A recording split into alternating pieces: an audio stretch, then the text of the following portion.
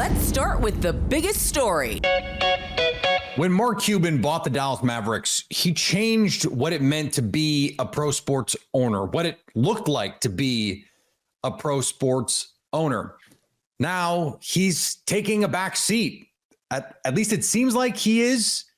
According to reports, he is selling the Dallas Mavericks a majority stake to Miriam Adelson and the casino tycoon Adelson family for a valuation around $3.5 billion with a B dollars. But he gets to stay in charge of basketball operations. Apparently, Nick Angstadt from On Mavs, fresh off a Mavericks win over the Houston Rockets in the in-season tournament. That's like the D story in all of this. Joins me now to try and make sense of all of it. And Nick, this is a bit of a shocker. What do you make of this when you heard of it just straight away? Yeah, when the Mavs beat the Rockets tonight, I was so surprised. No. Taking a back seat. Who's taking a back seat? Because it doesn't sound like Mark Cuban's going to take a back seat, and that's the last thing he was going to do. Anytime he's ever been asked, would you ever sell the Mavericks? No, I love it. It's like his favorite thing in the world that he does. He loves it. He owns the Dallas Mavericks. He loves sitting in that seat right next to the bench. He loves getting into it with refs. He loves all of that. So there's no world where he was going to give up control of the Mavericks or like not be part of the Mavericks going forward. But what is happening now is he got $2 billion. It's pretty nice. It's pretty nice. I don't know how many stacks that is, like 2,000 stacks, many. Like 200,000, crazy amount of money. And now there's this scenario where, so the Adelson family and Miriam Adelson, they own or have a majority share in Vegas Sands, which is like, they do casinos and gambling and resorts and all that kind of stuff. And Cuban has been very open about wanting to have a new Dallas Mavericks arena, wanting to create a new facility like that, and wanting to connect that with a resort and casino and all that. Gambling is not currently legal in Texas. And so Cuban needed three things with this kind of a move.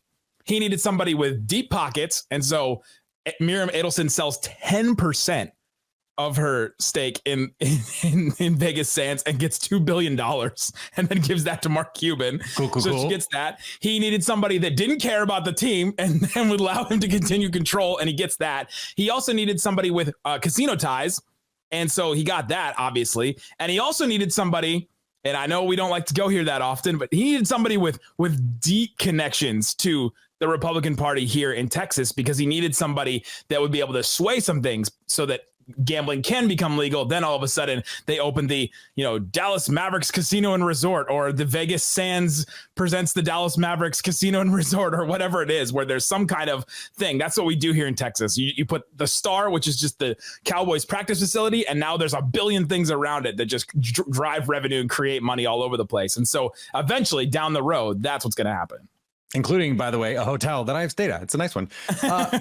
You mentioned I know we don't like to talk about it. You even made that joke, but this has caused a lot of people, Nick, to speculate that not only is Mark Cuban going to take somewhat of just not like the slightest of backseats in terms of owning the team, but that this might transition him into a different seat, maybe on Pennsylvania Avenue. Do you think this changes anything about his intentions to potentially make a run at the presidency? Because that is what the streets are saying.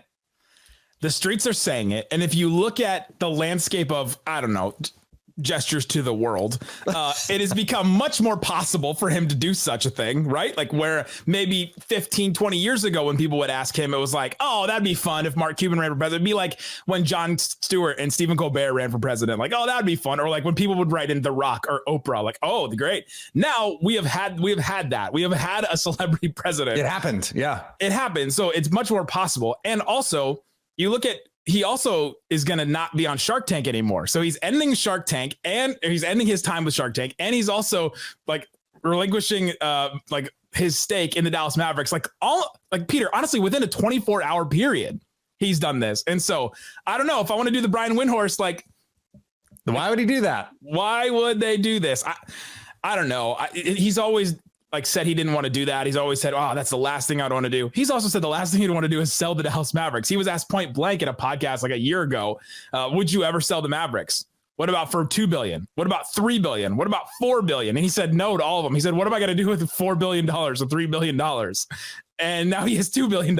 And so who knows? Who knows what he can do with $2 billion?